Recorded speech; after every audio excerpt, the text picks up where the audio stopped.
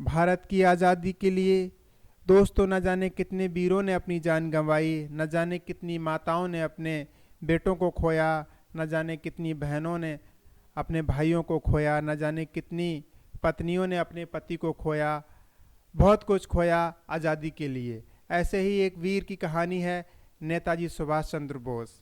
नेताजी सुभाष चंद्र बोस का जन्म 23 जनवरी 1897 में कटक उड़ीसा में हुआ।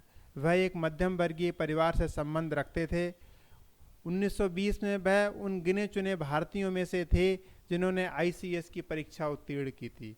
1921 में वह भारतीय राष्ट्रीय कांग्रेस के सदस्य बने।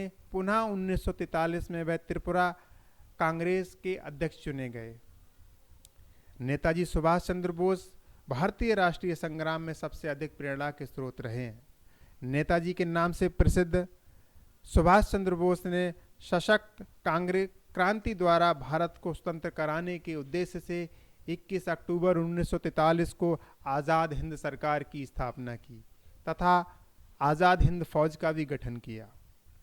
इस संगठन के प्रतीक चिन्ह पर एक झंडे पर दहाड़ते हुए बाघ का चिन्ह होता था। नेताजी अपनी आज़ाद हिंद फौज के साथ 4 जुलाई 1944 को बर्मा पहुंचे। यहीं पर उन्होंने अपना प्रसिद्ध नारा दिया, तुम मुझे खून दो, मैं तुम्हें आज़ादी दूंगा।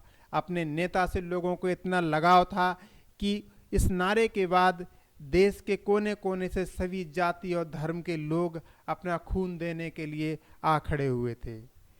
इतना अधिक वह लोग अपने नेता से प्रेम रखते थे और उनके मन में नेताजी के लिए श्रद्धा थी। उनके पिता जानकीनाथ एक प्रसिद्ध वकील थे। उनकी माता प्रभा देवी धार्मिक थीं। सुभाष चंद्र बोस बचपन से ही मेधावी थे। उन्होंने कलकत्ता के प्रेसिडेंसी कॉलेज में प्रवेश लिया। कॉलेज में रहते हुए वह स्वतंत्रता संग्राम में भाग लेते रहे, जिसके कारण उन्हें कॉलेज से निकाल दिया गया। उनके विचार महात्मा गांधी से मेल नहीं खाते थे, इसलिए गांधी जी ने कई बार कोशिश की कि उन्हें कांग्रेस के अध्यक्ष पद से उन्हें वो इस्तीफा दे दें। एक बार तो उन्होंने अपने इंग्लिश अध्यापक की भारत के विरुद्ध की गई टिप्पणी का कड़ा विरोध किया। जब उनको कॉलेज से निकाल दिया गया तब आशुतोष मुखर्जी ने उनका दाखिला स्कॉटिश चर्च कॉलेज में कराया, जहां से उन्होंने दर्शनशास्त्र में प्रथम श्रेणी में बीए पास किया। वक्त आने पर बता देंगे तुझे है आसमां, हम अभी से क्या बताएं क्या हमारे दिल में है। ऐसे ही थे हमारे कुछ नेताजी सुभाष चंद्र बोस। उसके बाद वह भारतीय नागरिक सेवा की परीक्षा में बैठने के लिए लंदन गए और उस परीक्षा में चौथा स्थान प्राप्त किया। साथ ही उन्होंने कैम्ब्रिज विश्वविद्यालय से दर्शनशास्त्र में एमए किया। क्योंकि वह एक राष्ट्रवादी थे, इसलिए ब्रिटिश अंग्रेजों के राज्य में काम करने से इनकार कर दिया। उसके तत्पश्चात उन्होंने भारतीय राष्ट्रीय संग्राम में भाग लेना प्रारंभ कर दिया। उन्होंने महात्मा गांधी के नेतृत्व में देशबंधु चित्तरंजन दास के सहायक के रूप में कई बार स्वयं को गिरफ्तार कराया। कुछ दिनों के बाद उनका स्वास्थ्य भी गिर गया, परंतु उनकी दृढ़ इच्छा शक्ति में कोई अंतर नहीं आया। सरफरोशी की तमन्ना अब हमारे दिल में है, देखना है जोर कितना बाजुए कातिल में है। उनके अंदर राष्ट्रीय भावना इतनी जटिल थी कि दूसरे विश्व युद्ध में उन्होंने भारत छोड़ने का फैसला किया। वह जर्मन चले गए और वहां से फिर 1943 में सिंगापुर गए, जहां उन्होंने इंडियन नेशनल आर्मी की कमान संभाली। जापान और जर्मनी की सहायता से उन्होंने अंग्रेजों के विरुद्ध लड़ने के लिए एक सेना का गठन किया, जिसका नाम उन्होंने आज़ाद हिंद फौज रखा। कुछ ही दिनों में उनकी सेना ने भारत के अंडमान निकोबार द्वीप समूह, नागालैंड और मणिपुर में आज़ादी का झंडा लहराया।